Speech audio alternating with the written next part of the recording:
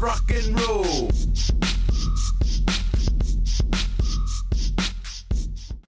All right. Hello and welcome to the Daily Atheist Morning Show. I am your host, the amazing Super Chris. Thank you for joining me today. My wonderful co-host, Ryan, is here. She's hiding in the back. She'll be here in just a minute. I hope you're all ready for Friday. Now, we're not doing Sci-Fi Friday anymore like we used to. We can still talk sci-fi, that sort of thing, but I'll explain in a minute. Whenever we get back from our tiny, tiny little break, I'll tell you all about what's going on, and we'll kind of explain how things have been going and the situation. Okay, so we'll be back in just a minute, my friends. Now, let me ask you, have you tried atheism? If you haven't, it could be for you. All right, button. Go, buttons. Come on, that was all so cool, too. Go. Life is complicated. These are trying times. There are many questions that need answering. Want to know what's going to help? Atheism. With atheism, you'll get rid of dogma, superstitions, and toxic thought patterns that are holding you back. You can drive while taking atheism, as well as use heavy machinery. In fact, drinking alcohol, fornicating, and Sunday mornings are far more enjoyable with atheism. However, there are side effects. Some evangelicals and fundamentalists will think you're possessed by the devil. But you don't have to worry, because you know the devil isn't real. Just like God. Wake up to your life. Believe in yourself. Believe in science. Atheism. Right. We are, let's see. I'm testing stuff to see. I'm also streaming over on Facebook. I'm trying to see if it's working. Let me bring in my friend Ryan. Look at the amazing Super Ryan. There you are. Hello. Good morning. How are you doing today? I'm tired, but I'm doing okay. How about yourself? So far, so good.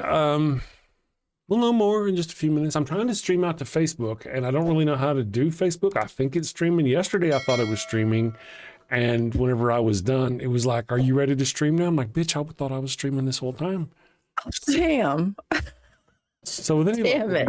Streaming to the place. God, that sucks. I know. I'll briefly, for those of you who are looking forward to Sci-Fi Friday, we're not having an official Sci-Fi Friday. It's just going to be a normal call-in show. If people want to call in, let me put up the banner.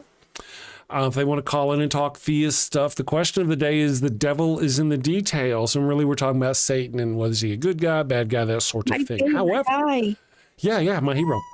However, while we wait on those calls to come in or that conversation to begin, we can talk some sci-fi because Ryan has been doing her sci-fi journey through Deep Space Nine. And I've got to know where you're at now because you and Hubs fly. We do, but he's been away for a few days. Okay. He just got back last night, which is why I'm tired and didn't get much sleep. Oh, if you know what I'm saying.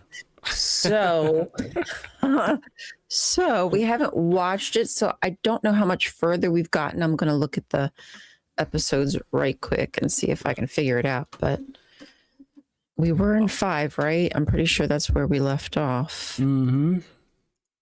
I think that's where you were. Wait 1 second. Pat.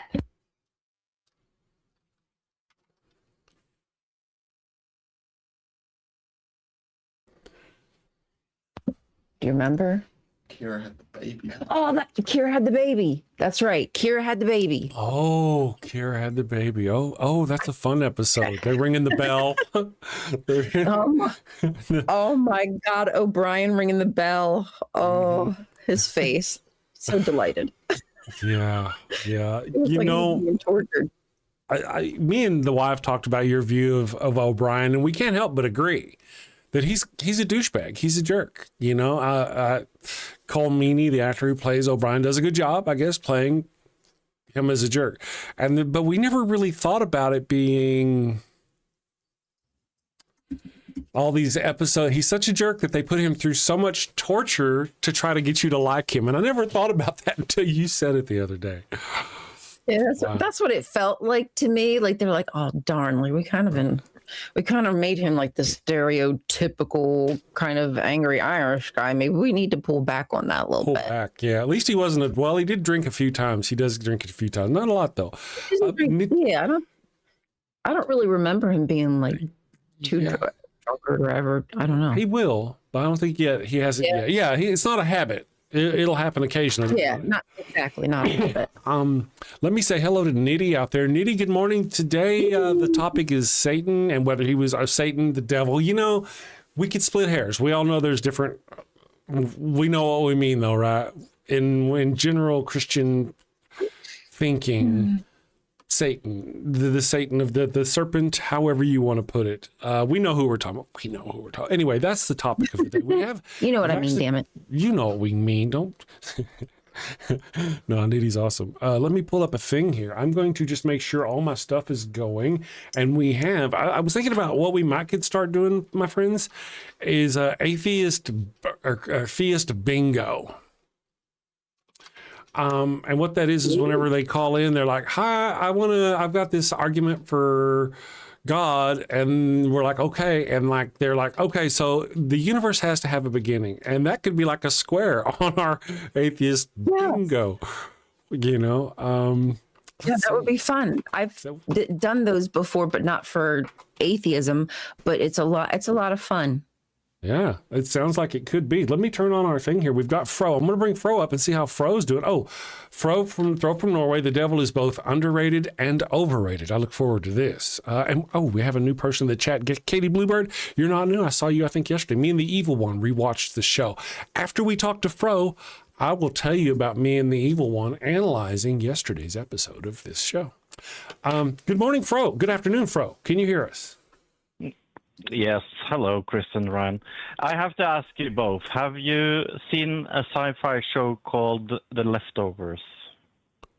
The Leftovers. I have not. I mean, Just let me look it up. I have not.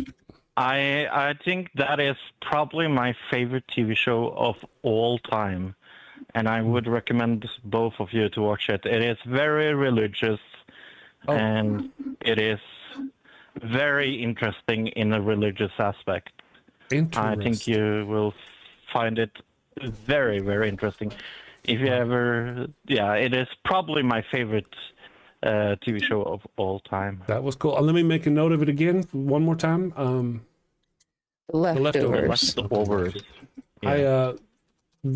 I'll give it a. It's one of those that actually got some breathing room and got to end the way it should end. It's a TV show that has one of the best endings of all time, if you ask me. If you get the chance, check out a show on Netflix called The Messiah. I was actually I love The Messiah. Yeah, I was a background actor on Messiah when they filmed it here in New Mexico. Yeah, I know. So there was that. I knew I was talking to someone famous. Yeah. Or infamous. Yes. A little bit of column A and a little bit of column B. Yeah. There you go. There are a lot of those people out there who are famous by accident. They don't really care to be famous. And there's some people out there who are just standing on the roof of their house holding flaming towels going, please look at me. Please look at me. I'm one of the latter. Nice. So, but thank you for calling in this morning, Fro. So that is your favorite sci-fi show? I have to say, have you seen Deep Space Nine? Of course, yeah. Okay, good. I'm a TV alcoholic. Oh, okay. A TV alcoholic. If you ask me, have I seen this show? My answer is probably going to be yes. Okay. I see. Okay. I understand. Well, Ryan's kind of getting that way. We've been putting her through the paces on sci-fi for quite a while. Very interesting. If you also want an international show that is very good and extremely underrated, it is the German show Dark on Netflix. Dark? Dark, yeah. Yes. Okay. That is also one of the best sci-fi shows out there. I love sci-fi. I do. I love me some. I love new sci-fi shows. Me and the evil one watch shows all the time. We're going through. Well, actually going through X-Files and Deep Space Nine again right now. So very cool. I will love me some X-Files. I will check those things out. Thank you, Fro. And again, I appreciate you calling in again and for stalking our chat. You're awesome. Of course. I wrote those down. I always stalk you, Chris. You do. I always look around. I'm like, is Fro back there? Not yet, but he will be. You're awesome, Fro. You're awesome. And my best friend Sparkle is also here, and I want Sparkle to call in and talk to you. So. Okay. Sparkle is not. We've got somebody on the line behind you. Oh, no, that's not Sparkle. That's Kelly. Hi, Kelly. We'll talk to Kelly in just a minute. I just want to say that so they can hear me and let them know that I know they're there. So, Sparkle. Yeah. So I said the devil is both overrated and underrated. What I mean by that, I think that a lot of people give the devil too much kudos, too much power. I just think that the people are a little, people get a little upset because of their actions and want to blame the devil. I think that a lot of people think that evil necessarily comes from the devil. I sadly think it comes a little bit from both humans and devils in probably in perfect harmony. But I also think that people are taking the devil very lightly. And I think like TV show like Lucifer is a reason for that. I love Lucifer, by the way. Okay, I've never seen it, but I know what you're talking about. It had me clutching my pearls when it first came out. I'm like, oh, really? They're going to do that? Okay. Good luck with that. Oh, yeah. Lucifer as a nightclub owner that doesn't want to go back to hell. Yeah, it is. I love that super show. Interesting. We haven't seen it Sorry? yet. It's a really good show. Me and Hubs also watched that one. Isn't it? I really enjoyed it. Yeah, it's really good. Yeah. You'd like it, Chris. And the ending is super, super, super nice. I super liked it.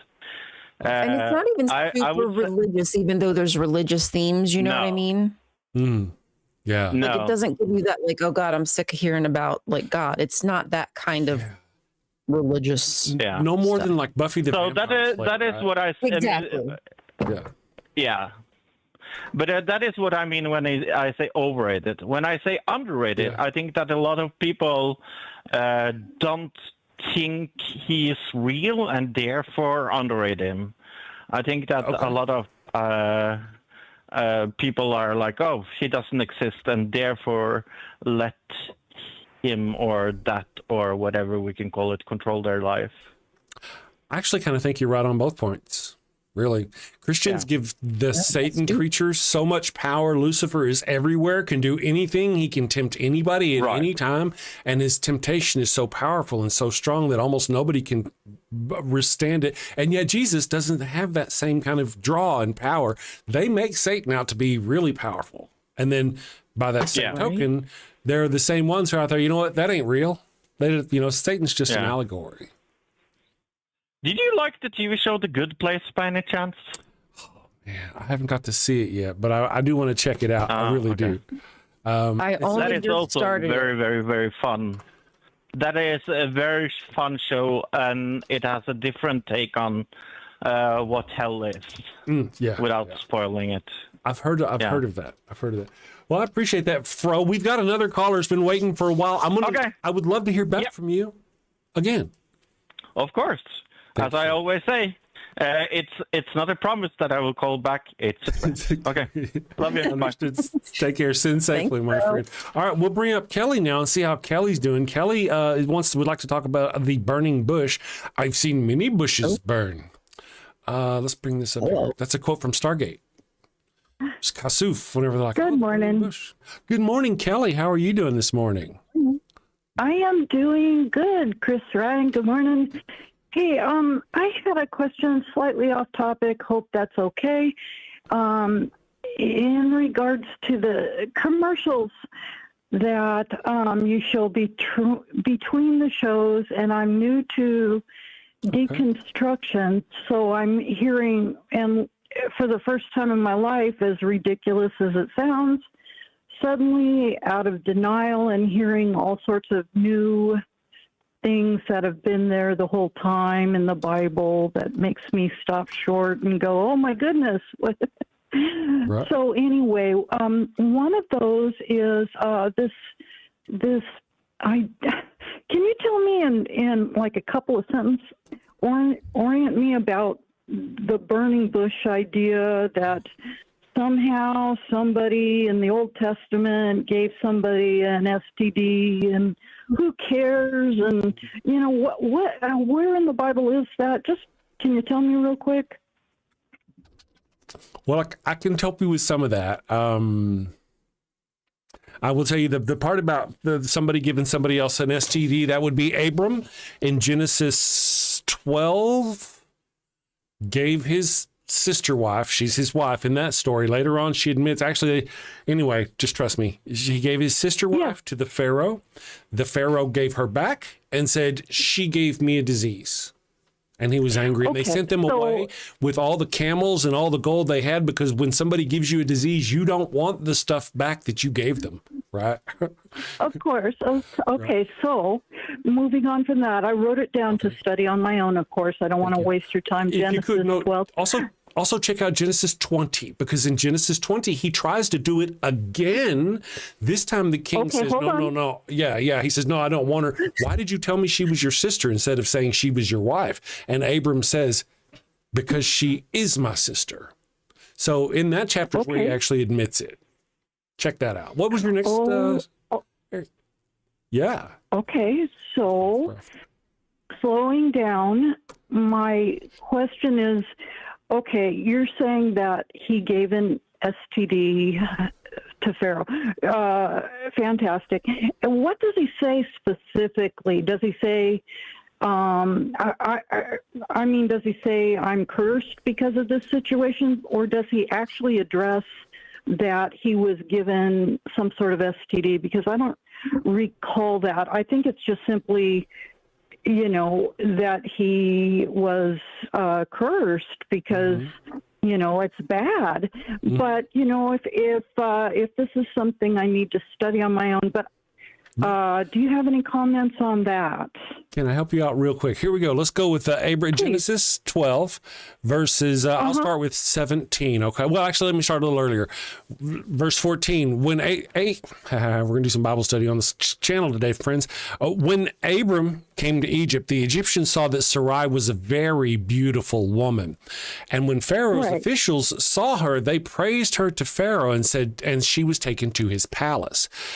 He, the Pharaoh, treated Abram well for her sake, and Abram acquired sheep and cattle and male and female donkeys and male and female servants and camels. Verse 17. Now coming to verse 17. But the Lord inflicted serious diseases on Pharaoh and his household because of Abram's wife Sarai. Directly states, because of Abram's wife Sarai. So first Pharaoh summoned Abram, said, what have you done to me? He said, why didn't you tell me she was your wife? Why did you say she is my sister so that I took her to be my wife? Now then, here is your wife. Take her and go, because all of his stuff is... I remember all this. All this. I've read the Bible countless times, so I don't mean to cut you off. I know your time's important on the show. So moving on from that, my question is, your interpretation out of that is that the disease that was inflicted upon Pharaoh must have been some sort of STD. That's really just me. That may be some school of thought that says that. That's what I take from it. Oh, okay. I mean, so that's your interpretation. I've never looked at it, but who knows what's in the Hebrew? You know what I mean? Because we've said before that I've read the Hebrew. I've read the Hebrew. Yeah. I have no idea because I've never researched it myself, but who knows what it is. Okay, well, I'll get back to you on that. But today's topic is on the adversary, and or what some people call the adversary. And so I don't want to detract from that. I just wanted to call in on this specific point. I do appreciate it, and Awesome. and I'll read on this more. And I sure appreciate your show. And Thank you. Thank you both very, very much. Awesome. Thank you very much. Thanks for Thank you calling, Kelly. Let us Okay, know have what a you great find. day. Yeah, let us know. Call us back and let us know about how that goes for you. I think that's a very fascinating story. So let us know later on once you get through it. Let us know. Okie dokie. Thank you. Okay. Thank you. I appreciate you. All right. Well, thank you to Miss Kelly. I'm going to pull that down. I want to say there was an agitator in the chat. You know, guys, I do enjoy people talking. I don't mind people coming in and saying things. They can call me names. They attack Miss Ryan. I'm going to bounce you so fucking fast that it's just ugly. So long. Don't let the door hit you in the ass. I don't miss that person at all. Samuel Blankenship says, who am I? No one knows. Funny stuff. Interesting. Good morning. And then we've got Smee Drano. Okay, Abraham is afraid of being killed because his wife's beauty. She's his half-sister. Nobody said STD. Agreed. I admitted to that, Smee Dragon or Smee Drano. I want to mention also, however, Smee Drano, that she was at least 65 years old. Desert years. Hard desert years old, right? When they left they were his closer to perfection. Oh, of course they were. When they left his father's home, when Abram and Sarai left Abram's father's village, tent, whatever, she was at least 65 years old. How beautiful could she have possibly been when she got to Egypt? So beautiful that at least 70-year-old woman caught the eye of Pharaoh, who could have any beautiful young woman on the entire Nile that he wanted. And yet somehow she's so beautiful, this gray and grainy gilf. It just doesn't make a lot of sense to me. À moi. I will say that if you stick around long enough, we will play the song here in just a minute, the Pharaoh's Curse song. And in the Pharaoh's Curse song, you'll see a little old lady looking all seductive and whatnot. That's Sarah. And the reason why I pictured her, I created that. The reason why I did that with her being a little old lady is because she's a little old lady in the story. So she was so beautiful that the Pharaoh just had to have some of that stuff. But you go read your Bible himself. The Pharaoh knocked boots with her. He said that you gave something to me and my family, because he's going to pass that along to his wives, as he would. And so he gave her back. Just saying. Good morning, I'm just saying. Ryan. That was Knocking adventurous boots. already. That was a fun start to the day, talking about clap. It was the crotch cooties. Shane Billowitz is here. Oh my goodness, everybody, be cool. Shane's here. Shane says just popped in. Give them a warm welcome. Oh, Shane did. Rock Hard for Doug and Sinful Wet for Sharon. That's awesome. I haven't heard that one before, but I dig it. I'm picking up what you're putting down. Flockmeister is here. Good morning, Flockmeister. Find his plugins. It's not fake. It's mythology. There you go. John Hudson, with all the wrinkles, would you, buddy? See, one of the things, I want to actually quit playing this song on the show. So this may be our last time playing it for some time, my friends. And I say that because it's actually a registered song. I mean, every time I play it, YouTube goes, you have to pay royalties, and this video is unmarketable, unmonetizable to my own song. So I may stop playing it just for that, so my videos will go the thing. Right-handed said maybe they aged slower. That's the excuse I was told. Yeah, they like that excuse. They like that excuse until you apply it to Mary. Okay, in that case, if they age slower, then Mary wasn't really 13. She was probably more like 8 or 9, right? Oh, they age slower. What about Aisha? She was 6 or 7. Oh no, if they age slower, she must have been like 3 or 4 whenever he was going, oh my goodness, look at that. But we're not going to go there today. Are we really? We're not going to go there today. Let's see. Collapsalism. Good morning. Thank you for joining us, and thank you for handling the lowbrow in the chat. I appreciate that. There, we got some awesome people out there taking it. Listen to this drivel. It is drivel. So low IQ. We are low IQ. I am, at least. I only speak for myself. She's the smart one, though. I'm the pretty one. I don't know I about want to that. tell you, Ryan, two things. Yesterday, me and the evil one, I want to mention that the evil one and I were watching the show yesterday. That was fantastic. It was really good. We enjoyed it. It was better than I thought. So we watched the show, and she mentioned how pretty you are. She said you are so pretty that she thinks you're very Oh, that was sweet of her. And then Give her a little kiss for me. I will. I was like, y'all, if y'all would just kiss for me, that would be fantastic. Anyway, she is Jezebel's spirit. She is really, in fact, I feel that too. And then later on, You know, we're that's sitting not there- actually her name, Neo, but you probably don't know that because you don't study your Bible. Just, yeah, because he's low IQ, right? well, I mean, I'm high enough IQ to study the Bible, but I don't know about Neo. If he's going to throw those things out there. The second thing the wife was saying, though, was she was talking about you. We were watching this part, and the guy asked, like, what do you think? And you're like, I don't really know. And the wife says, she's probably too high to remember. And then you said, I'm just too high to remember. It was fantastic. It was some deep question. I was like, geez, that's a little too much for me right now. It was hard to catch. It was hard to Give me a hot minute. Yes, we did have a new subscriber. I saw that go by. Thank you for subscribing. I very much appreciate you guys. You were all wonderful. We have, again, new people in the chat. Eve Van P says, it's too goddamn early for doing atheisms. Actually, this is an ungodly hour, is it not? This is the perfect hour because it is indeed godly hour. But we actually atheist all the time. I was atheisting the other day out in the backyard. I atheisted in the front yard earlier, but I had to clean it up. Boobies. I try not to get it on the carpet. It's difficult. So much fun. Disco Poppy is here. Good morning, Disco Poppy. Disco Poppy says Neox sucks harder than their mom does.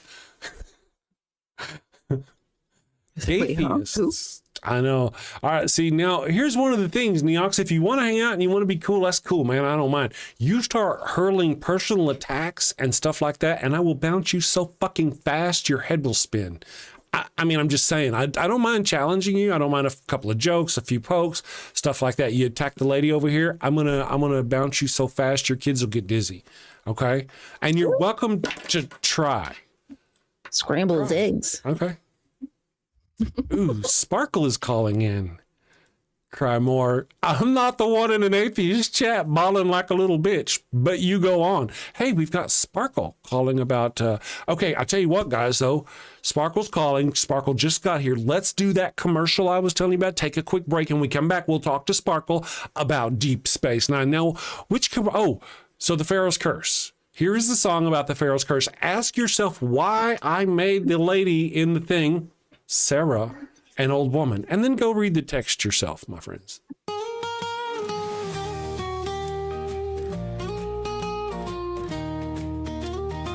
Mi burrito es tan bueno, it burns when I pee.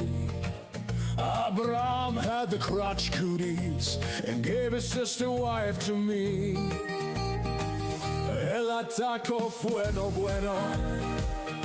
It stings like a bee. They told me she was a sister. Now I'm plagued between the knees. I've got the Pharaoh's curse, a case of penile plague. I've got the Pharaoh's curse. There's fire between my legs. Mi burrito está no bueno. A full bladder I fear. Abraham's lies and Sarai's touch have left me itching front to rear. Mi burrito está bueno. It burns when I pee. Abraham had the crotch cooties and gave his sister wife to me. I've got the Pharaoh's curse, a case of penile plague. I've got the Pharaoh's curse, there's fire between my legs.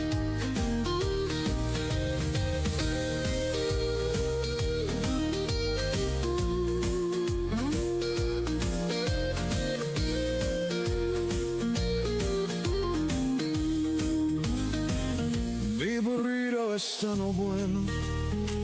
A full bladder I fear. Abraham's lies and Sarai's touch have left me itching front to rear. Mi burrito está no bueno, it burns when I pee. Abraham had the crotch cooties and gave his sister wife to me.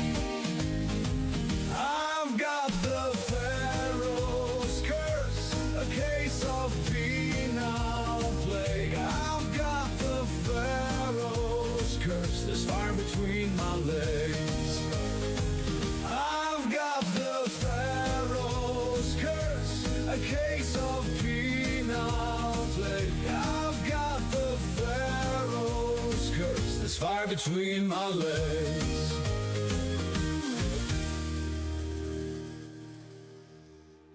And 2 and 1, and we are back. Here we are to the awesomeness. Let me bring up our caller, Sparkle. This is very cool. This is Sparkle. I'm not sure where Sparkle is from. We will find out soon. Good morning, Sparkle. Can you hear me? Yes, I can. Can you hear me? I hear you. I hear you. So you're calling about religion in Deep Space Nine. Are you a Niner? Yes, I'm a Niner.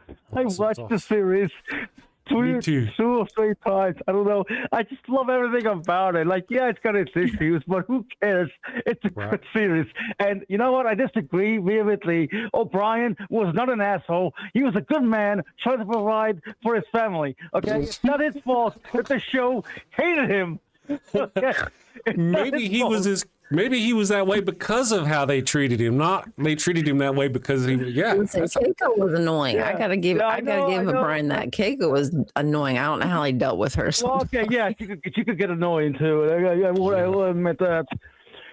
But I know I called about religion and starch, Deep Space Nine, and I really appreciated the way it handled religion on the show. Yeah. Right, you on the one side you had the Bajorans believing in the celestial, believing in the prophets. Mm-hmm. Right, who then turned out to be wormhole aliens, right? But they were good. They cared about Bayshore, right? On the other side, you have my favorite group, the Dominion, the Dominion, the Changelings. I love them so much. Yeah, I love them because it's like okay, well. They bioengineered the Jim Hadar and edited the Vorta to believe they are gods when they're really not. Like I love those dualities that they show in the series. Like religion can be both good and bad. Right? Mm-hmm. Yeah, I really like them. And then Jeffrey Combs does such a fantastic job in all those characters. Yes, he did. Like when you said they're not gods, I just had this vision in my head of Wayoon going, "They are gods," because you know how he could just turn all serious just like that. Oh yeah, that's a good one. Yeah. And I love how sorry to interrupt. I don't know your show, but I'm just so excited about talking about my favorite show. That's awesome. Well, here was my deal. A lot of people, and I too kind of had the same issue. A lot of people were turned off in the beginning because of the religious aspects of Deep Space Nine. However, as the show progresses, you'll see they actually do kind of really approach them, like you said, as wormhole aliens. And one of the things we can really give them the credit for is that in that story, they're only for Bajor. They're not universe-consuming gods who care about everybody. They don't. They just care about Bajor, really. And that kind of separates themselves from the notion of being all eternal gods. True. I mean, in the pilot, they literally said, we care not for your linear existence. And then come to find out, yes, we do. Yeah. Well, technically, my understanding, and I don't want to spoil anything, is that they come from a linear existence, and it will. I don't want to spoil it for Ryan because she hasn't seen it at all. Shit, sorry. Yeah. We got to be careful. We got to be. Yeah. She's insane. Okay, where are you anyway? Like which season, which episode? Ryan, season 5, I think, right, Ryan? Yes, I don't know which episode, but it's the when Kira has the baby. I'm not sure. I'm looking at. Okay. So you really met the Dominion and you met the Changelings and you know that although it's like I'm still struggling. Yeah. For years, I wanted to know where I came from. Now my people are genocidal maniacs. Oh, the horror! And then they change him to a human, and then he becomes goes back to being a changeling. Yeah. You got to see all that. That's right. You know, there were a few episodes of. Hold on, I believe you watched it already, where O'Brien. Now that I know you didn't watch the show, you didn't finish the show yet. I'm kind of I want to bring up an O'Brien. Yeah, I'm kind of weary about bringing up an O'Brien episode you might have not seen yet. Damn. I might forget by the time I watch it. It's up to you. Yeah, I do have to tell you, my friend, she does indeed have a fantastic memory for forgetting shit. I mean, no offense to her. Okay. Well, like one of my favorite O'Brien. Well, there's a few of them, but one of my favorite O'Brien episodes is they said where he spends 20 years in prison, but you find out he only spent like 8 hours, and I'm like, mind blown, because obviously he came back with so much PTSD. I was like, what the fuck? What did they do to my boy? What did they do to my boy? I think it's very funny how him and Bashir started out, being antagonists to each other. Bashir was just all up, now they're best buds, and they kind of come a long way. I do enjoy that. I do want to. I've got one word. I want to say. I want your opinion. I want to say one word, and I want your thoughts on this one word. Okay. Okay. Nog. Oh, love him. At first, he was an asshole, obviously, but over time, he did grow, right? Yeah. That scene when he asked Now, for hold on a a second. recommendation, legendary. Oh, yes, that's a legendary. There's some important scenes. I was careful of what you wanted to say about Nog, because there's some important scenes that I don't know that she's seen yet concerning him. Yeah, no. I'm just saying that you're a good man. But I'm sure. I think she's past that part where Nog begs Cisco for a recommendation.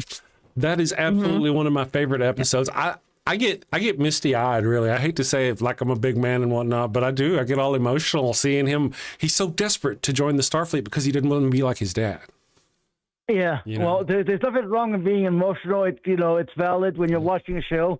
Obviously, I know you and I need to be big, strong men without showing no emotion. Very true. Well, I appreciate your call. We've got another caller on the line that's been waiting for a few minutes. I would appreciate it if you would like to call us back, Sparkle, and join us again. Before I leave, I'd like to thank Fro for gently pushing me to call. Like, call, fine, I'll call. Yeah, there's not a lot gentle about the pushing. I've seen Fro pushing you. It's like a cycle on a subway pushing people out in front of a train is. But thank you for calling. We very much appreciate you. Thank you for having me on. All right, thank you. All right, let's see who we've got here as our next caller. Let me pull down Sparkle. Thank you again, Sparkle. You're fantastic. And let's see. Our next caller is, it looks like it says, we'll ask, because sometimes the translate thing doesn't work so good.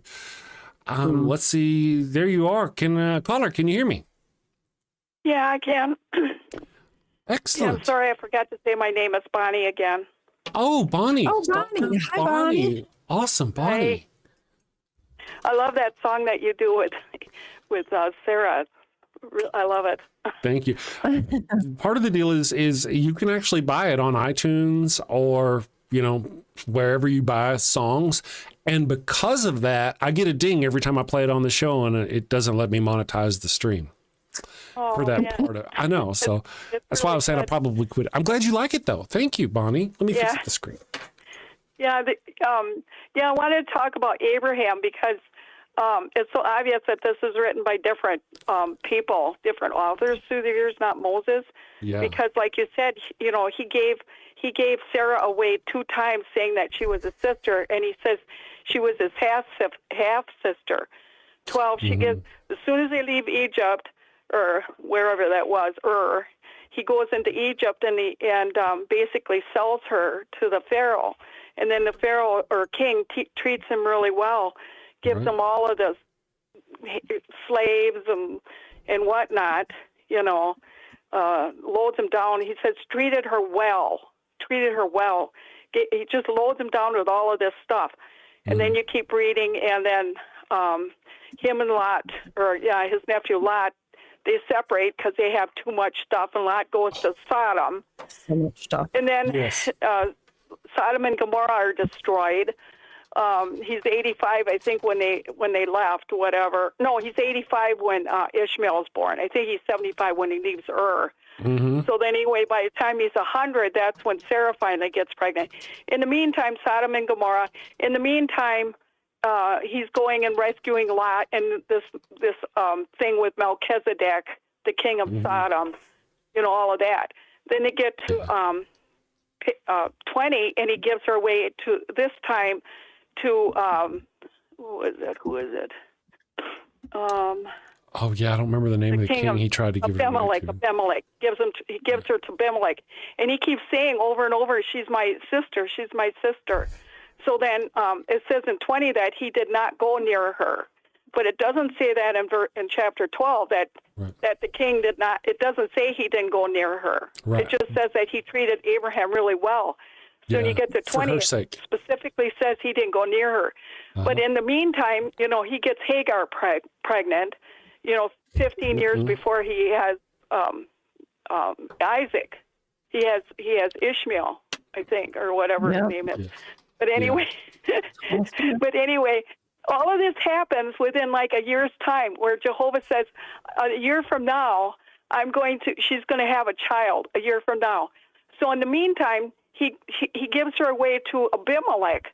And then it says in the very end of chapter 20 here, I'm just going to read it what it says here. It says, and Abraham began to make supplication to the true God. Well, that would be the Elohim. And God proceeded to heal Abimelech and his wife and slave girls. And it says, let's see here, began bearing children. For Jehovah had tightly shut up every womb of the house of Abimelech because of Sarah, Abraham's wife. Okay, so it's specific. When you read this, it's specific. It says that it was 1 year. It says 1 year from now, I'm going to turn my attention to Sarah, and she's going to bear a son 1 year from now. So in the meantime, he gives Sarah away to Abimelech. And then it says that she was there so long that his wives and his concubines weren't having children. So then immediately she gives birth to a son. Okay, so who is the father? I don't think it was Abraham. I need to read this Or story. Headnear's a forked one. He was cuckolded by a king. That's a great story. I got to read this story again and refresh my memory. Yes. You got to go through that. There's so much in between there. The Sodom and Gomorrah being destroyed, Melchizedek. There's so much in between there. Then when you get to chapter 20, where he gives her away again, when you're reading that, it says 1 year from now. In the meantime, all of this other stuff happens, and then 1 year later, she has Isaac. So I don't think he ever had sex with her. He didn't have any problem with Hagar. Well, it may not have been him. Yeah, well, yeah, I get you totally. Yeah. Well, there's a couple of things, really, a couple of points I want to make. First of all, let me take just a moment, Miss Bonnie, to say thank you out here to, I saw your name and you're a new face in the chat. Very much I appreciate you. I saw it here. It's going by very fast. Carlos Valdez.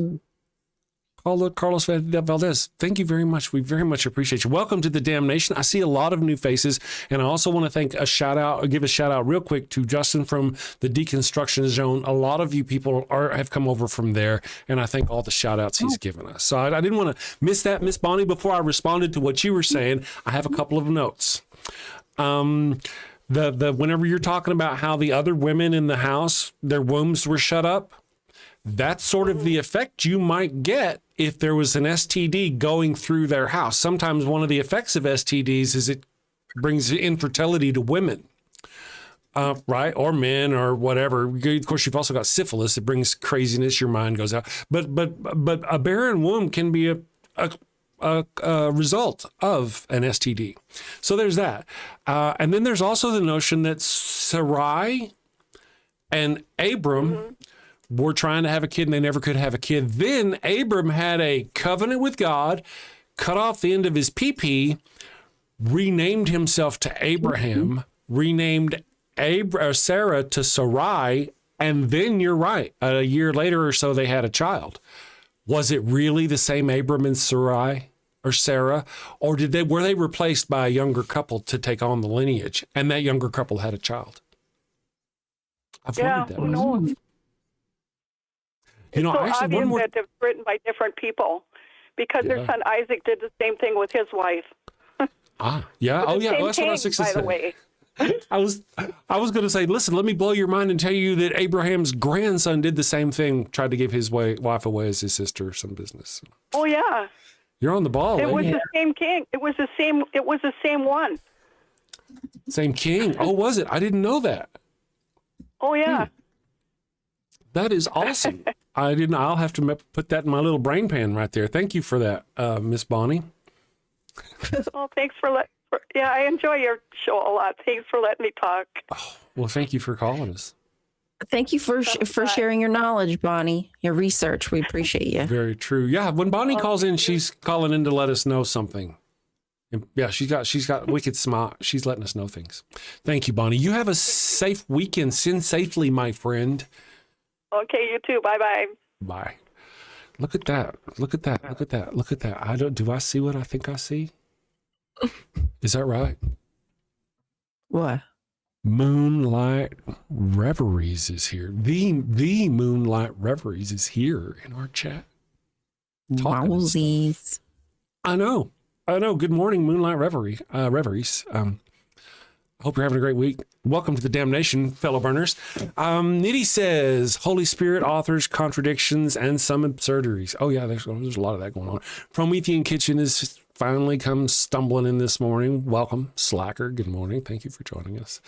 And there are other people. There's so many who have come in, and like John Hudson was trying to remind me in the chat ever so delicately to shout out the new people who've come over from the Deconstruction Zone. Actually, I have a poll up there. And the poll in the chat is, the question of the day is, do you like the new call-in format? And the answer is A, yes, rock hard for Doug, or B, no, super hard for Doug. And then not sure who's Doug. And actually 31% don't seem to know who Doug is. Doug is super important. Praise Doug. Anyway. Put a 1 in the chat for yes if you like the change. And you can put a 2 for no if you want.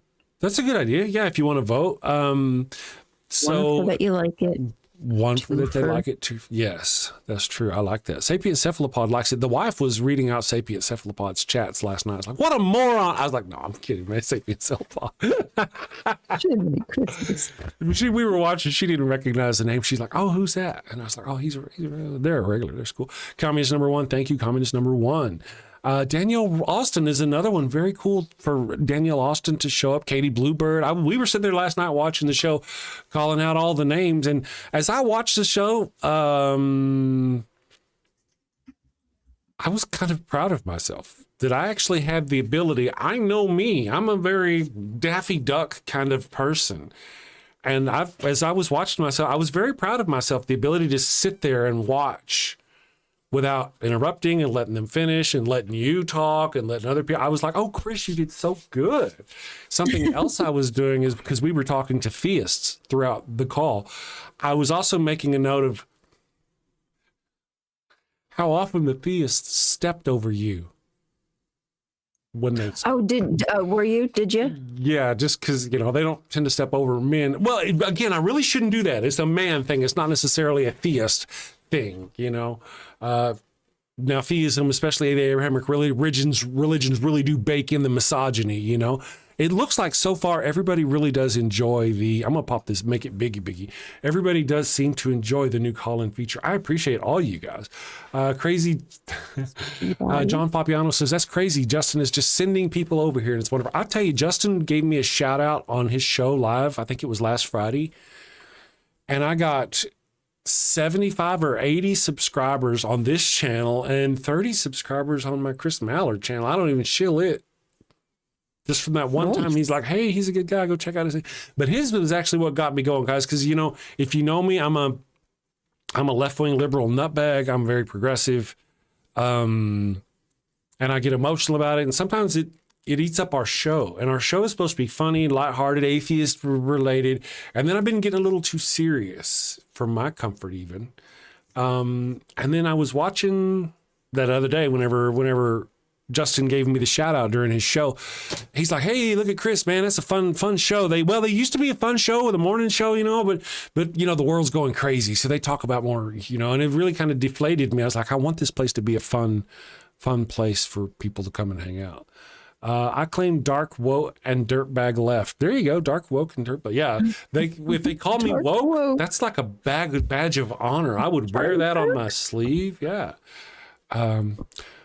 Sophia of Athens, good morning. Thank you for joining us. Nice to meet you. Neox is really kind of insisting on just being hateful at every turn, an example of the type of individual we're dealing with. I appreciate them being here to give us that example.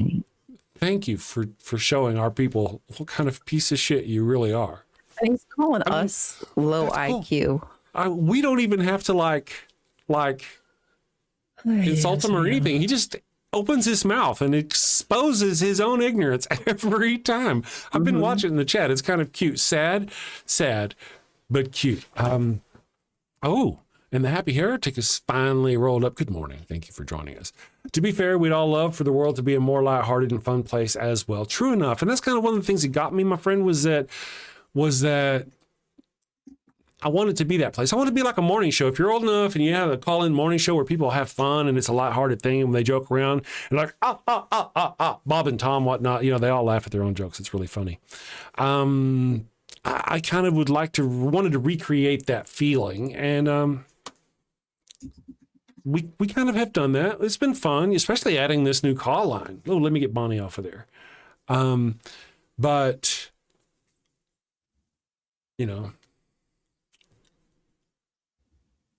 Takes time.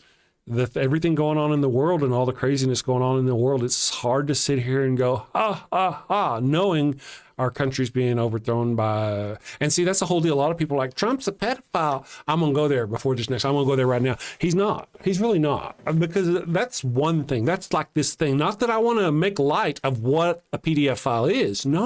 I'm not doing that. That is most serious and heinous. But Donald Trump facilitated the trafficking of children. That's a whole level of evil further on than, and this is our president of the United States. It's alleged that he participated in the torture of and possibly the murder of, at least the threaten of, children. Not just, this is way beyond what a PDF file is. Like if a PDF file were here and like, it would be like, wait. That's just it's beyond. There's not even, it doesn't even register on the scale. And now Pam Bondi is absolutely complicit. They're releasing the Epstein files and not protecting the victims, but protecting the rich men whose names are in the files. That is disgusting. No excuse. There's no excuse. No excuse. Let's see what we got. There's some things going on in the chat. I got distracted. I do believe Hermione suffered death. Breaking the law. Promethean Kitchen is projection of the finest. One of the things I've been thinking about, we've got this conspiracy theory that there's this huge PDF file ring and it's powerful left-wing people and all that business. And it turned out to be true.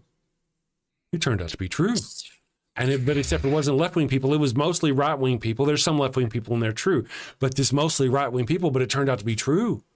This, what other huge conspiracy theories are there out there that make me think, oh, this is just, it's actually true. It's really just, this conspiracy itself would be plausible deniability. They make a joke of it. It's like Stargate. It's like in the Stargate movie when they made that TV series about Stargate. It was a kind of a show within a show.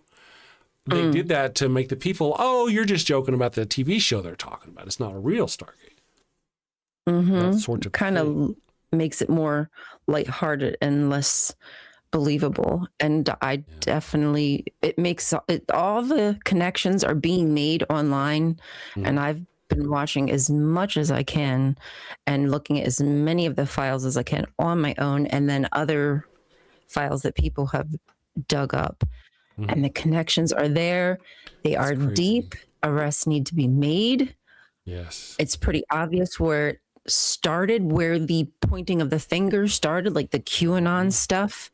And that was really just the, let's point the finger at this group because we're actually the sickos that are participating in the most grotesque things we've ever heard in our entire lives. It's crazy. Smedrano says, if Satanism is a made-up religion, then attack it. Well, you know, I mean, if I may, what's wrong with Satanism? They don't really, I know you may not believe this. As far as I know, they don't actually worship Satan like you think they do, for one, for reals. For two, they've got very progressive notions about how women should be treated. You should look into them. They are more progressive and more humanistic than what? Any religious group, I think. So whenever if you vilify the Satanism and the Church of Satan, there's a couple things that's going on. One, you're once again exposing your ignorance that you don't know what you're talking about. And two, you're exposing your ignorance that you don't know what you're talking about. I figured I'd say it twice because you're probably pretty slow based on your comments. And like anyone who's a Satanist, like you said, it's really just kind of ironic on the Bible. They don't really believe in Satan. And if there are people who really truly believe in Satan, like they think he's an actual being, they are an Abrahamist. They're in one of those groups there, and they're misinterpreting stuff. But I mean, it's fake, so I'm not really sure what to say about that. One is making fun. The other one's worshiping something that doesn't exist. It's in a Christian system. It's in an Abrahamic system. Yeah, so what does that tell you? It still goes to that system. I'm just saying. The Abrahamic system, the guy Abraham, the guy we talked about, who allegedly gave his sister wife to the Pharaoh, and she gave him an STD, and then shortly thereafter he hallucinated the Lord was talking to him, had the first covenant with the Lord, and cut off the end of his penis. Oh yeah, that Abrahamic religion. I just had to throw that out there for the newbies. But that's just so people would stop sacrificing their children. That was the swap. To Moloch, right? Or no. Oh, I see. You're right. Different one. Moloch doesn't exist. It's Yahweh is the God that people were actually sacrificing their children to. Moloch was the made-up character, so people would not know it, and it would obscure the fact. Right. But yeah, so the whole chop is so you don't have to do that anymore. Yep. Danielle Austin says the Church of Satan is apolitical as far as I'm aware. That may be their mission, but their morals line up more with the left wing. Even if they don't. Who? Sorry. They're saying Satanists. Wait a second. Somebody says. Yeah. I would think so. Yeah. I've read their tenets before. I think their tenets are really spot on. I think I like them all from what I can remember. Now, Baal, Moloch, and Astarte, those are interesting words. You put them all in the same sentence, Neox. It's like when they call you a Jezebel or any woman a Jezebel. Like, man, I love when people talk about gods they've never researched a day in their life. Right. Nitty asks a question. Nitty says, when Nitty speaks, we listen. Well, if I see it, 10,000 other foxes is here. Do you think 1,000 other foxes is here? Good morning. Says, do you think your great grandfather was a fish? No. But let me get on to Nitty. Nitty asks, is that the only way to get in? No, Nitty. There's a link down in the chat below. You can come in through the call-in studio, through the web interface if you like, for those who would like to do that.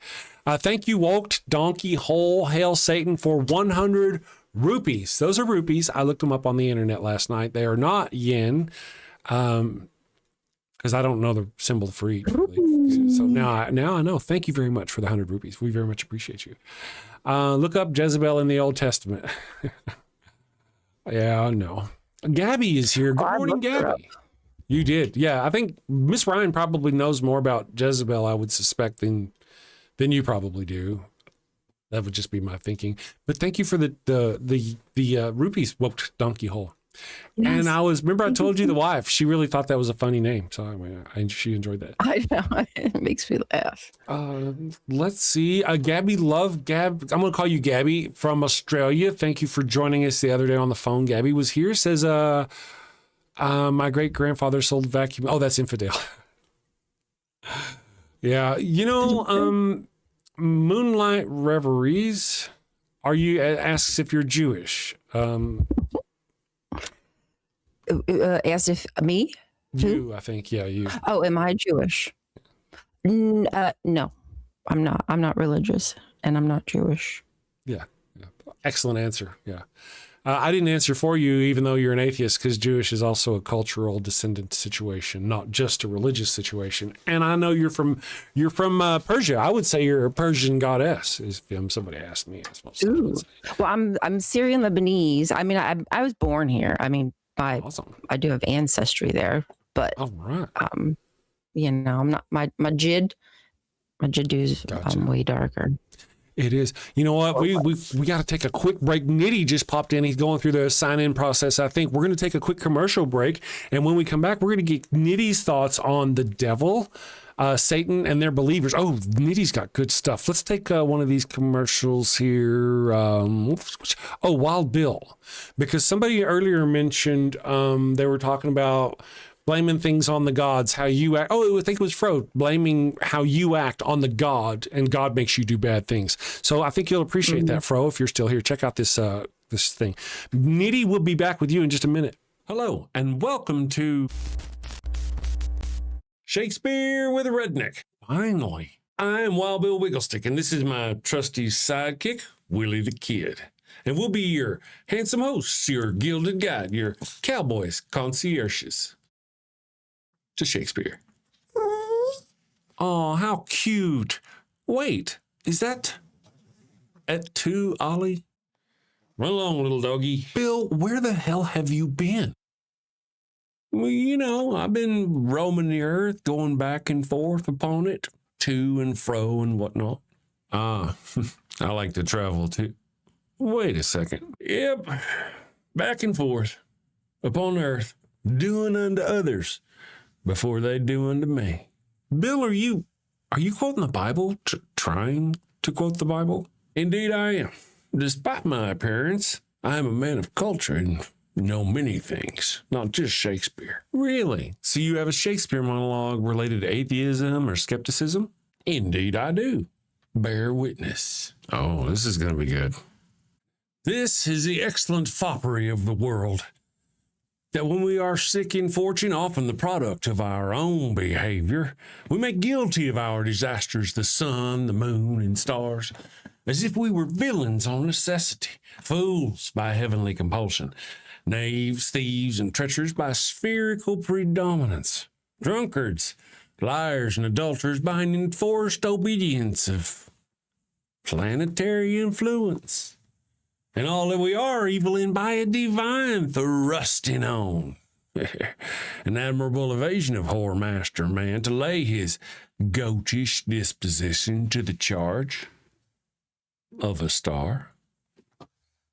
My father compounded with my mother under the dragon's tail, and my nativity was under Ursa Major, so that it follows I am rough and lecherous. I should have been that I am, had the maidenliest star in the firmament twinkled on my bastardizing. Wow, that really is spot on about what we cover here on the channel, about how, people... So here's a quick rundown of the situation. Bill, this non-believer, ignores the teachings of his learned father and ends up getting 4 people killed. Bill, that's not... Okay. Carry on. Shakespeare was a heathenistic non-believer bound for the fiery pits of hell, just like yourselves. I don't think. And in order to throw the murderous church of the time off his heathen trail, he writes the skeptic as a sneaking, lying, adulterated father and brother, hating and betraying villain who ends up getting his comeuppance in the end. Bill, Oh, come on, man. You're always blah, blah, Bible stuff, blah, blah, boring. You got to spice things up. Bill, tacos are spicy. Everybody loves tacos. Bill, tacos and boobies. Okay, you're not wrong there either. Tasty and delicious culture, baby, coming at you. Avoid the storm of familial discontent. Blow winds and clap your cheeks by clicking that subscribe button and hitting that. Wait a second. Don't you mean crack your cheeks? Nope. Bill, send safely, my friends. Take care. Peace. Right, let's bring up some Nitty up here. Hello, and Nitty, can you hear me, brother? Yeah, can you hear me? I can hear you. It's nice talking to you. It's been a day or three. Excellent. Yeah, right. First time caller. Oh boy. What's interesting, I have a few topics that I want to just run through and bounce off for you in the chat.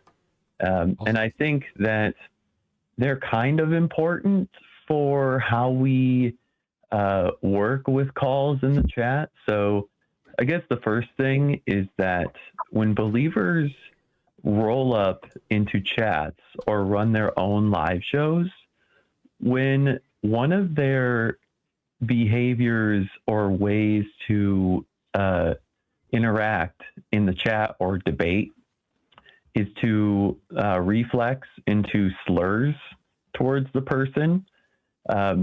One, it's fallacious to do that, but it's also, when they identify as a Christian, it's also evidence against their God, or at least that they have the magical Holy Spirit inside them, right?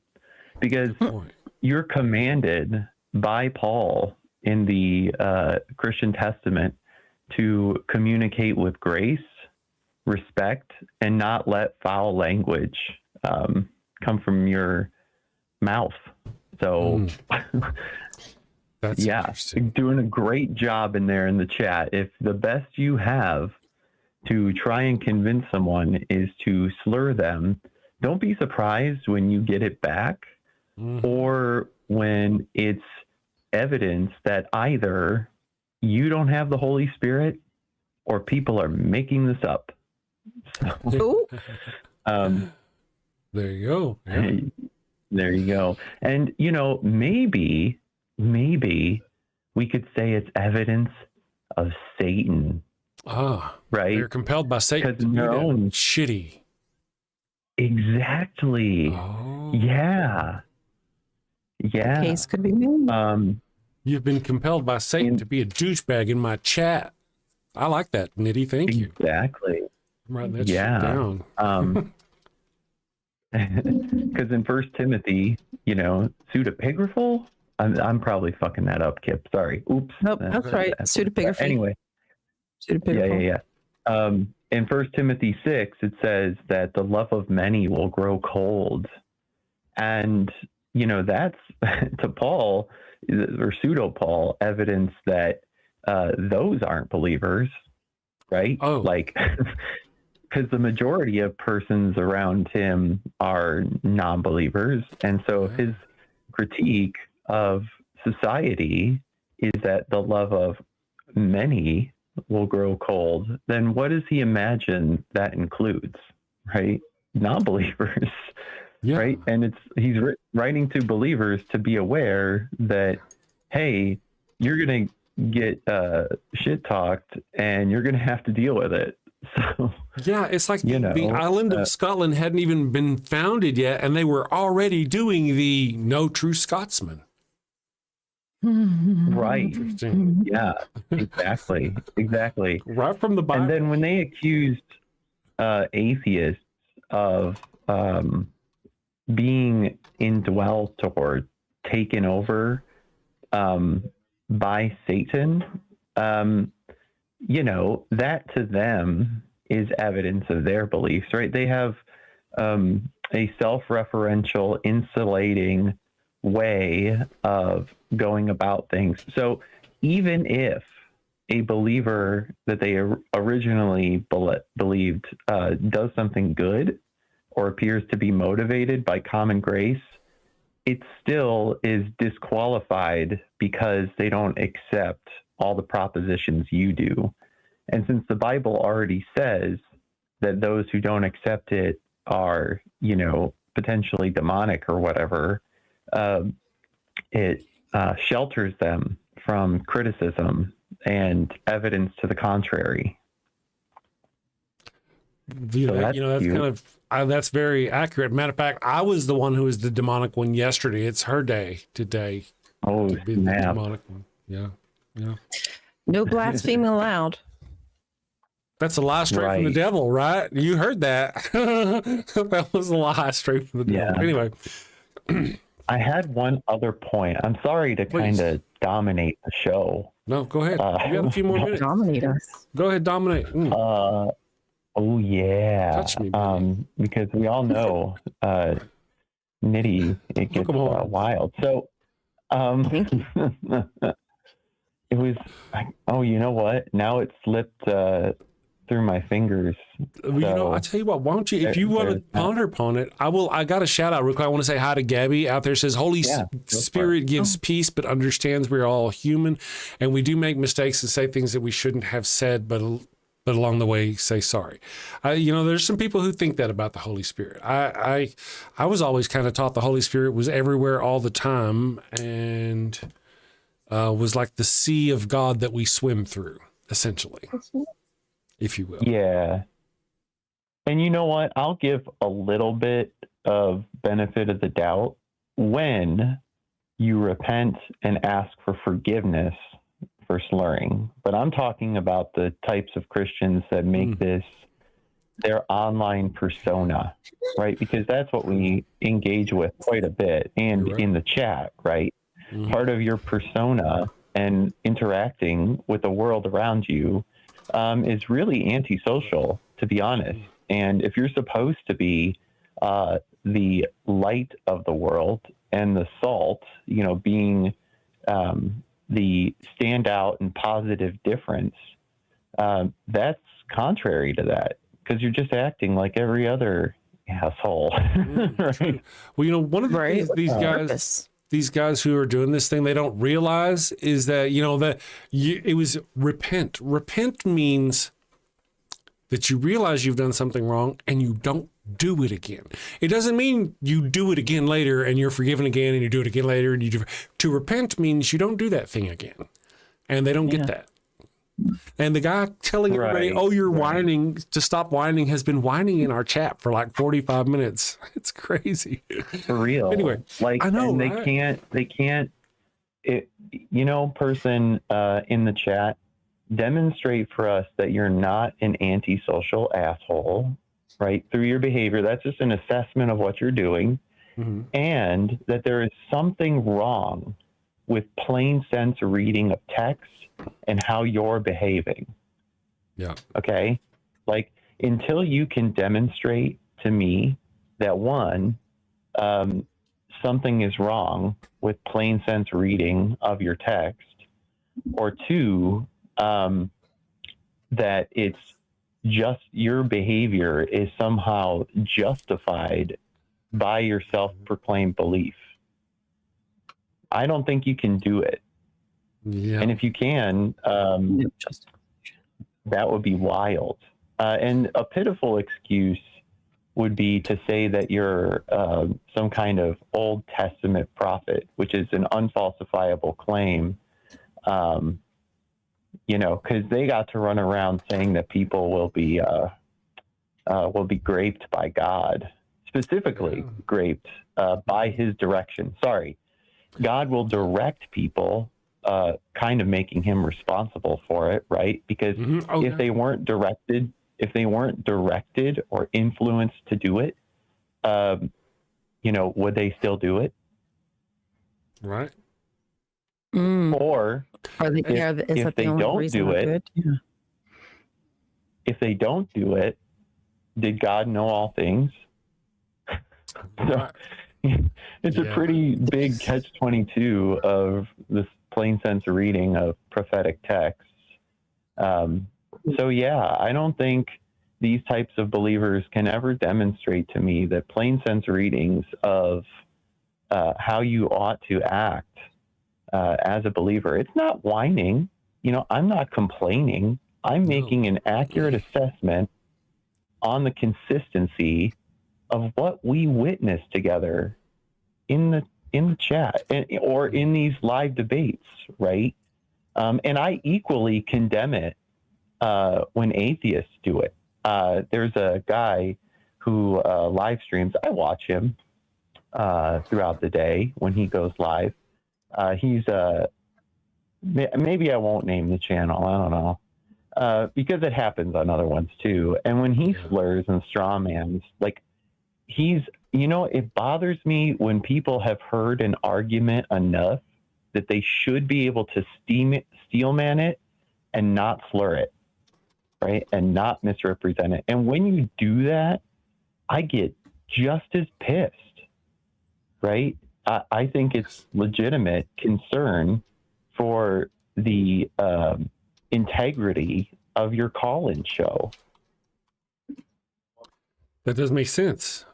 I don't want to go ahead, Brian. Yeah, I mean, if you're throwing slurs and slinging ad hominem attacks, I mean, that's when I know that I've won, which usually happens in my comment section on the regular. Like, if the first thing they say is just something about me being stupid or my looks or whatever, I just like, okay, well, glad that you can't really argue against me. Thanks for showing yourself. I like the pushback in the chat, but it was more convincing to me when deconstructing was empathy and respect for the position that I hold, like apologia, right? Yeah. What's so difficult about that, right? It kind of shows that you can be a person with a differing ideology, and yet you can represent people faithfully. You can act in charity, and you don't need religion to do that. And it's so funny watching this guy crash out in the chat, right? I'm not, if you're interpreting what I'm saying as fragility, good God, right? Who's the one who's really fragile? Wow. Right? Yeah. The fact that they even thought you were talking about them most of the time. It's crazy. Good morning. Well, it's the blanket, observation of other call-in shows and, and the chat. And it's not just you, dude. Like, this is just something that is so common. And I gave you a challenge, and instead of trying to meet it, you're crashing out. So this is very typical. So I can't, the fragility is towards, your rebuke, man. And what's funny? If I screenshotted how this person is behaving, I guarantee you that my church would do exactly what I'm doing. So, yeah. And here's the other point. If you criticize Hercules, Romulus, and Remus, are you anti-Greek? Right. Yes. Yeah. How dare you? They found it. At all. They found it. Founders. He's calling us anti-Semitic because of what we're doing. The ignorance is stunning. Somebody in the chat, a new person in the chat, hello, new person in the chat, asked the question, who was... You're right. Yeah. I can be corrected. Some guy out there asked who was... They just joined. Good morning, some guy out there. And wanted to ask who the crash out baby was. And I just wanted to say, just watch the chat. It won't take you very long to figure out who it is, my friend. Carry on, Nitty.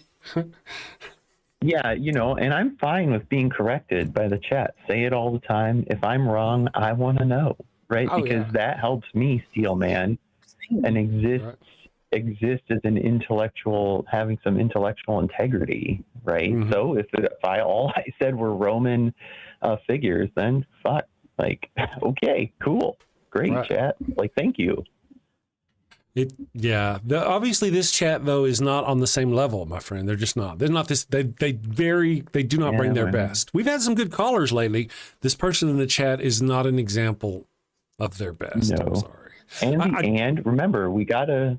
It's okay for us to show that this is something demonstrated across a lot of self-proclaimed believers, right? And they're just our example we can pick on, and that they can't defend,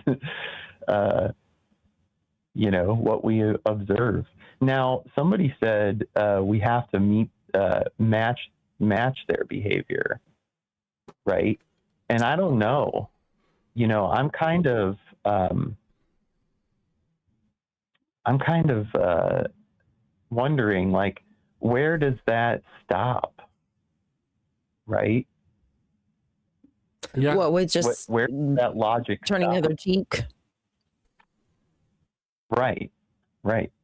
Because collective punishment on worldviews is something we consider a war crime.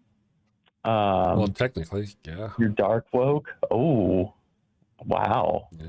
Okay, that's a new one to me. Yeah. I've kind of heard it before, but all right. Well, yeah. Do you have another caller? We got two more callers holding in the line. Okay. But thank you for calling, Nitty, and expelling some of your wisdom upon us. We'll have to wash it off. I'm not particularly wise or special. There are some atheists who agree with me, and I know in this part of the atheosphere you don't. And I'm not telling you how to run your channel, right? Oh, right. No. Sure. Well, I have thoughts about that, but here I'll just be brief. One of the things is that I feel some of the things that you said. Yeah, because I'm a guy on here. I'm kind of new to it. Sometimes I may straw man and not realize it. I may be going so fast and drop something, and I've got a lot to learn myself. One of the things that does kind of ring home to me is that being a jerk and yelling at people is not going to help them to any kind of elucidation or realization of the truth. Yeah, right. I'm trying to learn that. Not that you meant that at me, but you could have said it to me. No, certainly not. No, certainly not. And, I just, you do your platform, right? Right. Fuck it. Like, if that's your identity on whatever platform you're on, like, what am I supposed to do? I'm a moral anti-realist, and I have my subjective preference, and you can deal with it. Right. Well, my deal is I'm kind of new to taking the call, so I kind of take advice, and I'm looking around, and I watch other shows, and I'm learning, trying to learn. Your own thing. So your own thing. And that's just my critiques of the space. So, one last thing. Yeah, tolerance paradox. I don't think that apply. I mean, I think there's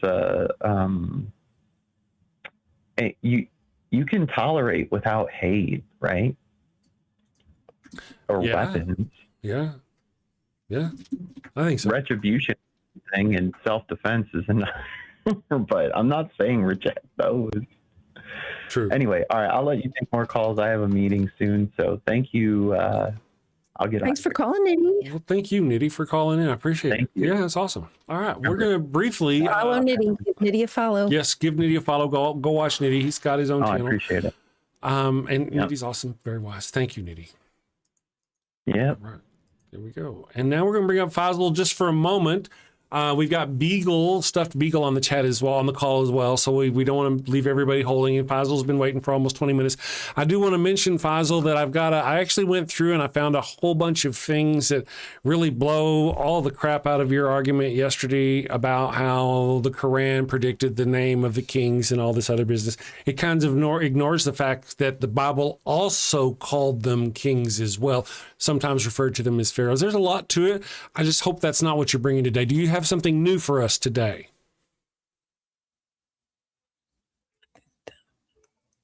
Faisal,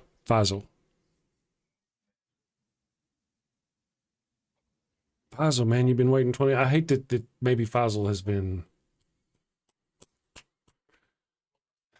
Hello. Okay, there you are. Hello. Hello. What's going on today, Faisal?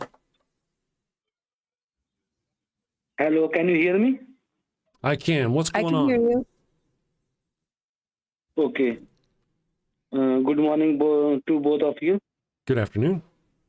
Yes, to you. Good afternoon. Okay. Sorry. No, it's morning for me. It's afternoon for you. I was just trying to be as kind. That's all. Okay. Okay. So, I was just reading Quran and I find out one more scientific fact, which is mentioned. One more? Okay. Yeah, one more. It is not a scientific book, but it does contain some scientific facts. So I would like to share that fact. Get after it. So it is in so it is in the chapter 24, verse 40, where God says that there are internal waves under the ocean. There are internal waves under the oceans. Means when we see the sea or ocean, the surface waves are visible to everyone, but you can't see the internal waves with your eyes. But Quran mentioned that there are waves under the surface waves. So Prophet Muhammad was not a diver or oceanographer, and we just came to know about this fact recently. So no, go ahead. How can someone make such a statement?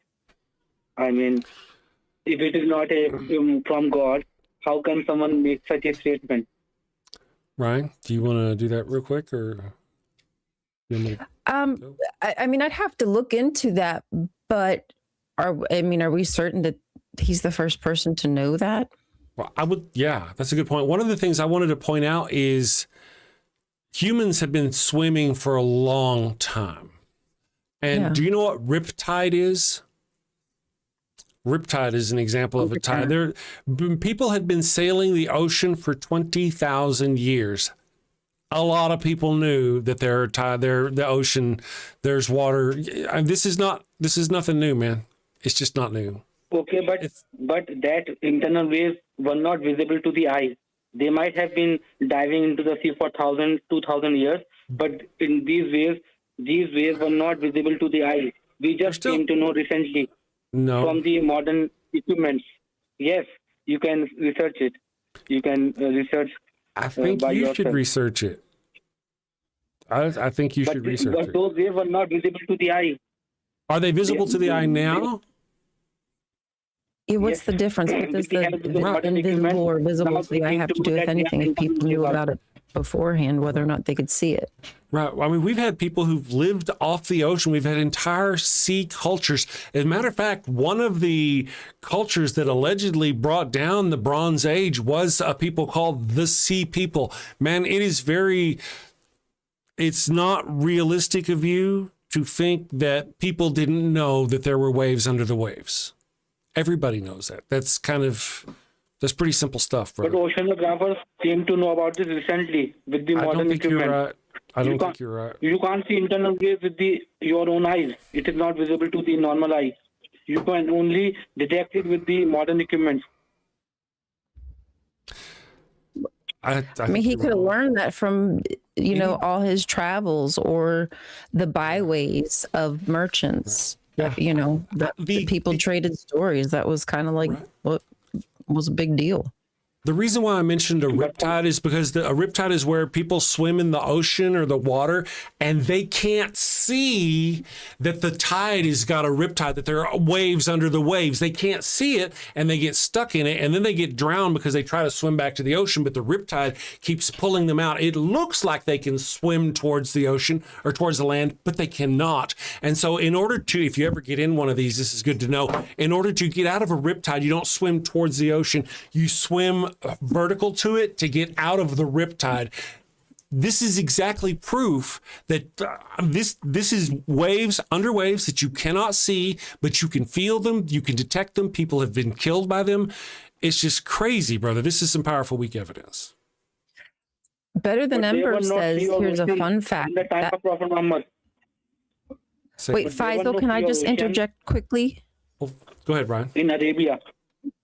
Just quickly, my friend says that here's a fun fact. That verse isn't talking about the ocean. It's saying being apart from Allah is like being trapped in an abyss, far from God's light. Maybe you should look into that. Ooh, I didn't even look up the chapter. So that verse is talking about the disbelievers. Their condition is like that. There are waves, and upon there are waves, and there are clouds. If they stick out their hand, they can't see the truth. That is what that verse is talking about. Are you able to actually see the show? Or are you just listening to the show? I can listen as well as see both. The reason why I want to ask is because I want to show you just kind of a brief example. I'm going to put it on the screen here. This is waves upon waves. And just as I just briefly brought it up.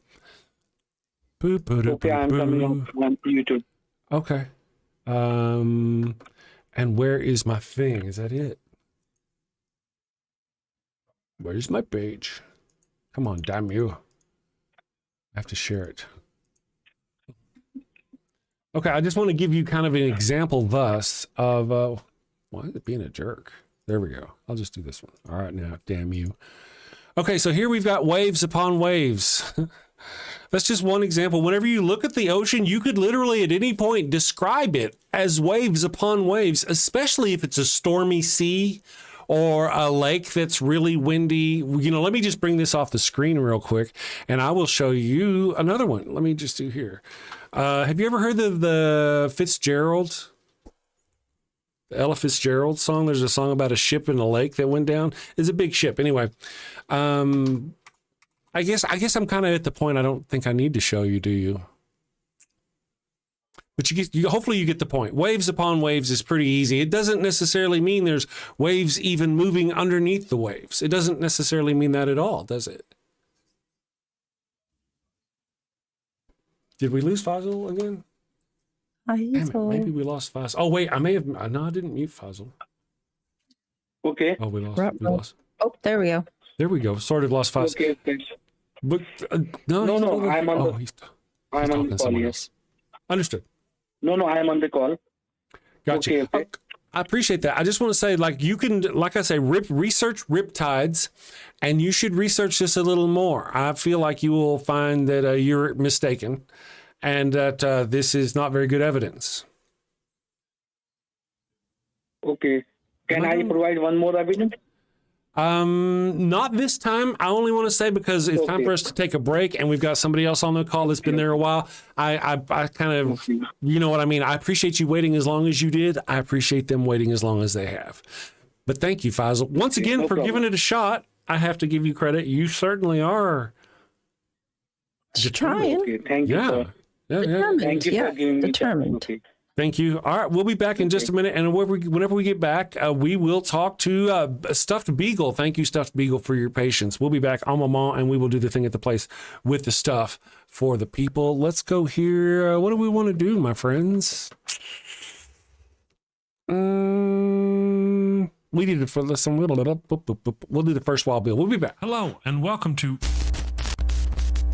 Shakespeare with a Redneck. What the? I am Wild Bill Wigglestick, and I'll be your handsome host, your gilded guide, your cowboy concierge of Shakespeare.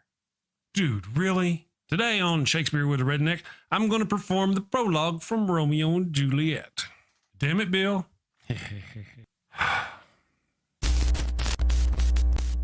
Two households, both alike in dignity in fair Verona, where we lay our scene. From ancient grudge break to new mutiny, where civil blood makes civil hands unclean. From forth the fatal loins of these two foes, a pair of star-crossed lovers take their life, whose misadventured piteous overthrows doth with their death bury their parents' strife. The fearful passage of their death-marked love and the continuance of their parents' rage, which but their children's end not could remove, is now the 2 hours traffic of our stage, the which if you with patient ears attend, what here shall miss, our toil shall strive to mend. Hey, that wasn't half bad. I'm not as dumb as I look. Of course not. You'd be in a coma. Okay, so here's a quick rundown of the situation. Bill, two snot-nosed brats ignore the warnings of their learned parents and end up getting 4 people killed. Bill, come on, man. You're always blah, blah, atheist stuff, blah, blah, boring. Say something fun, for goodness sake. What? Particle is a fun word. Bill, particle.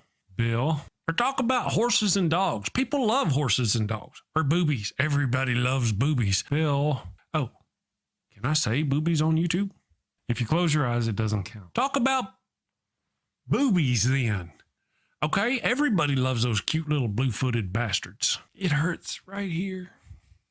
Culture, baby, coming at you. Avoid bringing a plague on both your houses. A plague on both your houses! By hitting that subscribe button, then that little notification bell. And bang that thumbs up button like frisky cousins at a family reunion.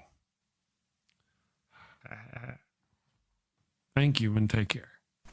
Peace.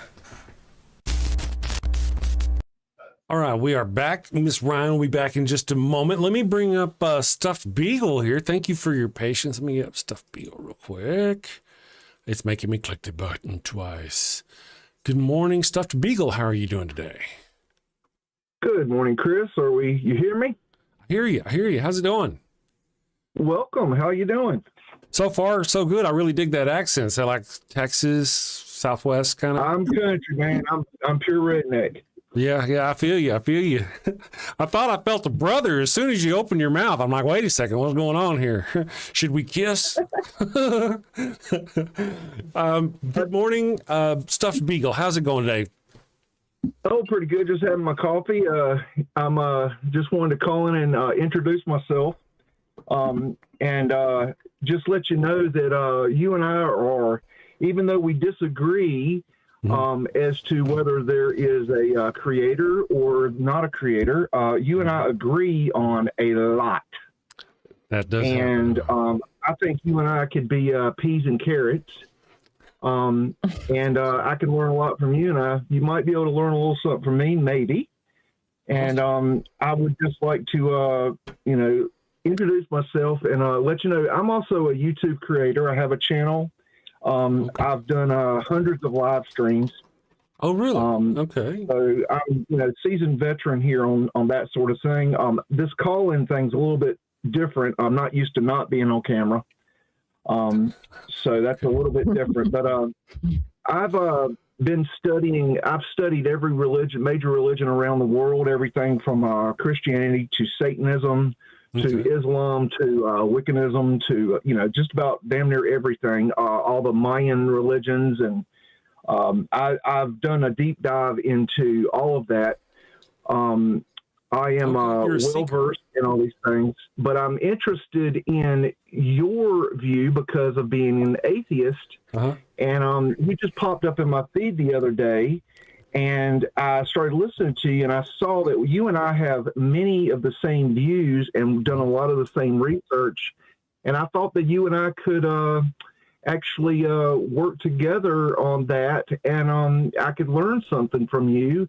And I'm just interested in you. I just wanted to show my interest in you. I appreciate that. Thank you very much. Now you have my interest. At first you had my curiosity. Now you have my interest. Very cool. It sounds like I would like to I'll check out your stream and maybe I'll come hang out on your stream and stuff. Let me ask you if you don't mind, what are you? Are you a Christian? Are you just a general theist, Muslim? I am, I don't like this. I've been called a theist here recently in your chat, which actually is kind of aggravating because I don't consider myself that. I actually was a Christian for the first 18 years of my life. I grew up in a very Christian household. So I was indoctrinated that way. And then when I turned 18, I was booted out of the house, and that's when I got out of Christianity. And so I went on my own search, and through the next few years, I got into drinking and drugging and partying and, acting like a fool. In 2008, I had an awakening experience, and it shook me to my core. And within 2 months, I had sold everything I owned, moved into a tent, lived into a tent for 1 year, and went about I traveled around the North Carolina mountains and went about reading 3,000 books over 4 times each. and went into a spiritual journey. And the Creator, and I don't like to call it God because religion has destroyed that word, in my opinion. Right. Yeah. But I found the Creator in my life, and it has made all the difference. My life has been saved by my spiritual beliefs. Okay. My life is where it is today, and I come from a different perspective. I actually consider myself what is called a pantheist, which is the term for pantheism. It is not a religion. There is no set definition, even though Google will bring you up a definition. That's actually not a good definition. The basic idea is that the Creator is all, everything, anything and everything. The symbol for the Creator is the original symbol for the Creator is what is called the circumpunct. And that is a dot with a circle in the middle. And that is the oldest symbol known to man on earth. It goes thousands of years back and is the symbol for the Creator. And basically that symbol, the dot symbolizes the Creator. The circle represents the universe, which is the all. We are part of the Creator. We are all. Everything is all. When I say all, I mean every grain of sand, every human being, every tree, every bee, every drop of water. Everything in the universe is the Creator. It is a holographic projection from the mind of God. It is not ones and zeros. It is not hardware and software. It's a very, very complicated, conscious, holographic projection from the mind of God. It is God experiencing God in the universe, creating within itself and finding itself again. That's my belief. Okay. For funsies? Or like, like what's the process for? Is it just like see what's out there, see what's up, see what happens, experience stuff? Say the first thing you said again. My audio is not real good. For some reason, your call-in show is coming through my computer speakers. Usually, it comes through my stereo. So I'm having a little trouble hearing. Say it one more time. Ryan, the first thing you said. I think the first thing I said, why is it doing that? Like, is it doing it to just experience stuff? Okay. Funsies, well, let me give you or like, is there a purpose, or we don't? Yes, there is a purpose. There's a great analogy that was done by Alan Watts, and it's basically called God playing hide and seek. The basic premise is that the Creator was everything that ever was, is, and ever will be. So the Creator's sitting around one day, and the Creator's like, well, I'm everything that was, is, and never will be, but the only thing I can't do is experience myself. So the Creator decided to create the universe, or universes, plural, whichever you want to think, and it then created souls to go out into the universe and experience God, the creation, being the creators within the creation. And the whole premise is that we're sent out into the universe to play and to not know who we are. And it's our responsibility to work our way back to the center, which is the creation. And so we go out, we're incarnated over and over and over again.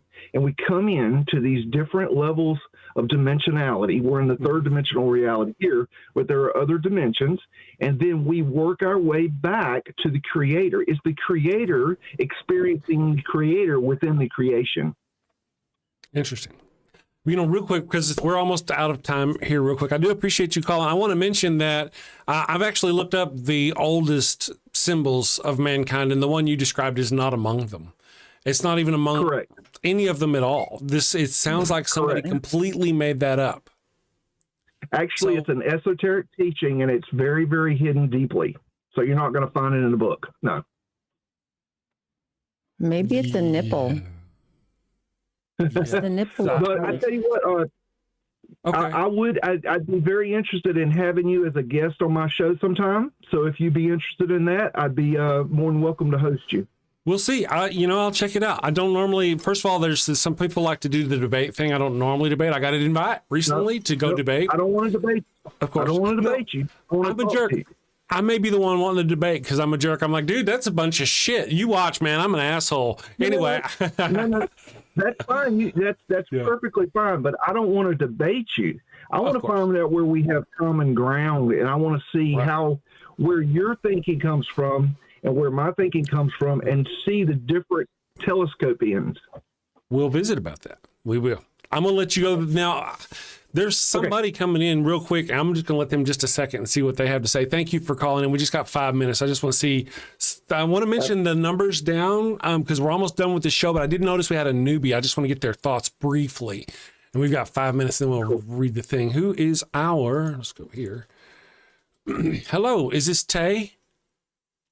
Hi, good morning. How are you? Good so far. How are you? Great. Good. What time does your show start? So you're finishing right away. How long? It starts at 9 a.m. Eastern. Oh, so you're only doing it for a couple hours. Okay. Yeah, just a couple hours. You're different from other channels who go on forever. So. True. Yeah, it's just a quick little morning show, is what it's supposed to be. We recently changed it. To be fair, I've actually thought of changing the format and going longer or starting earlier. Yeah, I thought about it. We'll see. Are you new to the channel? Did I lose them? Uh-oh. I think we lost them. Sorry if we lost you, Tay. I hope we didn't lose you. Sounded like another person from Norway or somewhere like that. Yeah, Netherlands, somewhere, right? Somewhere of that fashion. Yeah. Sorry. Hello? There you are. Oh. Ah. Okay, cool. Listen. There you are. Can you hear us now? It'll come back in just a second. Can you hear me now? Can you hear me? Hello. Hey. I can hear it now. I don't know what happened. Excellent. Okay, Tay, we're almost out of time. What do you have to say real quick, and we'll think about it? Well, do you believe in Satan, or what's your position on the existence of Satan? Is he existence, or? First, I don't believe because Satan is like a Christian thing, and I'm not a Christian. In reality, when you think about it, Satan, you have to kind of be a Christian in order to believe in Satan. Anyway, funny thing, I believe, and I have a video on it, a couple of videos on my channel that you can go look up. I believe that Eve was the victim. Satan was there to try to free Eve and Adam from the mind and body prison that the evil God monster had put them in. And matter of fact, when Satan comes up, Adam doesn't even try to help Eve or nothing, doesn't defend her. When God comes back and says, hey, you ate from that apple, Adam says, hey, the woman made me do it. Go look at that stuff. She's the most naive creature on the planet. I think the serpent was a good guy. My thoughts. At best. Shit, again. I can. Hello? I can hear you. Do you actually believe? Yeah. I'm sorry, but my phone keeps turning the screen off. Anyway. So do you believe that that's the case that Satan was trying to save Eve? So you believe that Satan, Adam, and Eve existed? No. Okay, so you're believing in a fiction. No, I didn't say I believe in it necessarily. What we're talking about is like, do you believe Spider-Man saved Gotham from Dr. Doom? No, but I did see it in the movie.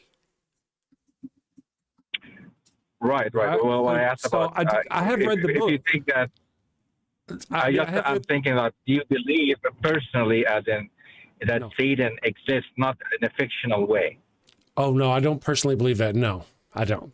That's a good question, but I don't. So, yeah, because you know where that's going, right? Because if you believe in Satan existence, then by logic, you should believe in God. So, right? So that's the thing. If someone believes in Satan, then they should believe in God, because those are the enemies, right? Or you're very right. In a way. I actually want to point out. I actually got that. I actually got that from a movie. Interesting. I got that from a movie. Yeah. Do you have you ever seen Constantine? Keanu Reeves movie? Yeah, I have. I enjoy it. Yeah. So at the end of the movie, he actually gets up and confronts Satan, and he said, "I believe." Oh, we lost him again. Satan was played by Peter Stormare. What a great role. He did a fantastic job. We lost you again. I hate to do it, Tay, but we're out of time for today's show. We will be back. Now, they do have a show Monday, the Java and Jugs. I don't think you guys take calls on the Monday show. But if you're interested in call, I see Lex Brewer. It looks like Lex is calling in about the universe fine-tuned. We'll talk that. Remember, guys, that's going to be our atheist bingo card. Anyway, but we're ending our show, Lex. If you don't mind, come back Tuesday next week, 9 a.m. Eastern. We fire the show up again, and be here, and we'll do the thing. Okay, my friends? Let me read our super chats real quick. I think we may have gotten a couple today. Sorry if we missed them at the time. It was a busy day. Carlos Valdez, Maven in process, sent 10 gift memberships of the Daily Atheist Morning Show. We thank you very much. Appreciate that. Kelly Schur gave in $10. I didn't even see that. Appreciate this cool show. Thank you, Kelly. I'm glad you like the new format. Thank you, Kelly. Woke Donkey Hole. Right, Kelly's awesome. Woke Donkey Hole for 100 rupees, says Hail Satan. Thank you for that. And Faisal, or Flockmeister, for $2 says, Faisal, wasn't he the mouse in the American Tail? I think so. I think that was the name of the mouse with the cool hat. Anyway, I appreciate that. Thank you all for your support, my friends. I hope you guys have a wonderful weekend. Ryan, thank you for joining me again. Thank you, everybody. Take care. Have a good weekend. Stay tuned for Better Than Ember. Bye. Love you. Stay tuned for Better Than Ember. As soon as this show is over, it will roll you over to Ember's stream. My friends, have a wonderful weekend. Sin safely, and we'll see you Tuesday. Got a house that smells like old cheese and shame. Father Flanagan's flesh candles change the game. Goat-scented thrills for your soul's delight. Light it up, baby, make your room right. When you've sinned and need to atone, light a candle and avoid the stone. Smell the goat in a holy zone. Father Flanagan, here to set the tone. Confession booths, busy, no need to stress. Light a candle and forget your mess. Gross odors vanish like sins in the wind. With each wick, guess who's your new best friend? When you've sinned and need to atone, light a candle and avoid the stone. Smell the ghost in a holy zone. Father Flanagan, here to set the tone. Lambs and calves may have their day, but goat's the scent that leads the way. Clean your slate with a sniff so pure. Father Flanagan's got the cure. Turn your home into a saintly space. With every whiff, find redeeming grace. From your living room to the kitchen sink, light the gold candle, don't even think.